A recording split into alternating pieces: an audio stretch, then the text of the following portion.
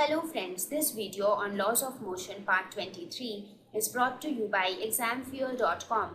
No more fear from exam. Please make sure that you have watched all the videos from part 1 to 22 before going ahead with part 23. A very important application of circular motion is to study the motion of a car on a level road and then compare the motion of a car on a curved road or on an inclined road, or sometimes we call it as a banked road. So first of all, we'll see the motion of a car on a level road. If you look at this diagram, you could see that a car is moving in a circular path. That is what we told is a circular motion. Now what we'll try to do here is we will imagine that a car is moving or it is taking a turn on a level road. That means the road is straight. The road is somewhat like this. It is a straight road and the car is moving somewhat like this and it is taking a turn. However, it is moving in a circle, but the level of the road is plain. It is a straight road. There is no curve in the roads. It is a curved road, however, but the level or the horizontal plane of the road is straight. So this is how the car is moving on it. So what are the various forces that are acting on this car? Obviously, mg downwards, the normal reaction force vertically upwards, and the force of friction in this direction, right?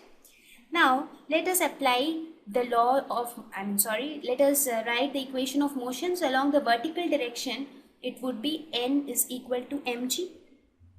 Now in this scenario, in such a scenario, you would say if this car is moving in a circular path like this, that means there is a centripetal force.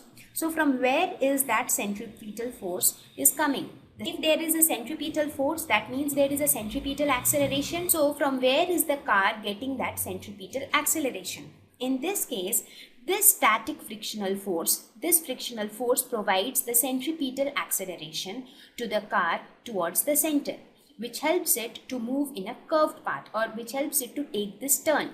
Let us suppose the car takes this turn. So how is it taking that turn? Because there is a force which is helping it to move in a curved path. That force comes from centripetal acceleration, and that acceleration comes from the force of friction. That means the force of friction acts somewhat like this. Just try to visualize the figure in this way. This is what I have drawn. This is the direction of centripetal force, right? So you imagine that the car has been moved in this way. I have drawn the figure from this point of view. So this is the centripetal force. Normal reaction would be something which is acting upward, that means which is upward from here, and mg is something which is acting downwards towards the ground. So I hope you can visualize the figure now, right? So we say that the static frictional force provides the centripetal acceleration, right? That means this static frictional force would provide the centripetal acceleration, and we know that the static frictional force, according to the law of static friction, this is always less than equal to mu s into n. And from the very first equation which we wrote there, we found n is equal to mg. So we can write Fs is less than equal to mu s into mg. Now since Fs is providing the centripetal acceleration, right, so what we can write Fs is nothing but the centripetal force. So this Fs would give rise to the centripetal force, that is generally denoted by Fc. So instead of Fs, we can write it as capital Fc, that is centripetal force, which is equal to mv square by r. This is less than equal to mu s into mg, correct? So this m and m gets cancelled. So we get v square is less than equal to mu s into r into g. So v is less than equal to root over mu s r g. So what does this say?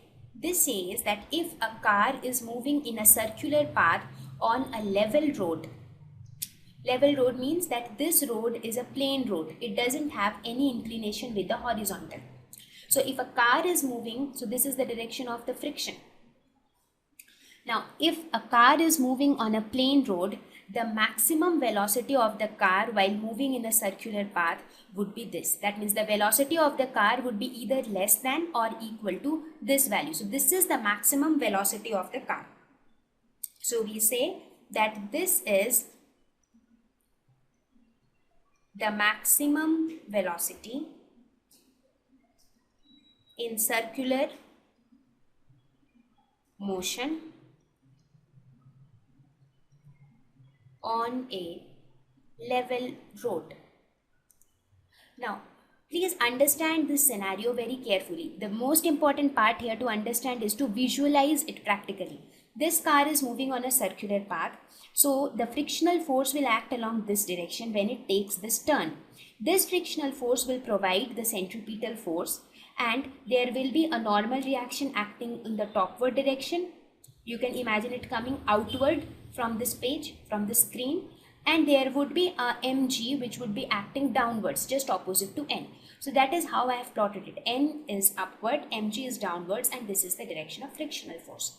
I mean, if you think that you were standing somewhere here and trying to visualize this car, if you were standing somewhere here and visualizing this car, then you would see it somewhat like this. So I hope it is clear to you now. Please remember this value of velocity, because now we will be studying in the next slide the motion of a car on a banked road, and we will have a comparison of the banked road with this level road. So next, proceed to the next slide. Thank you.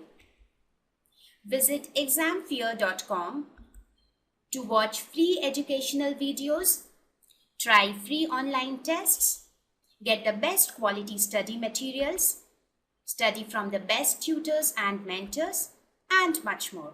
Thanks once again.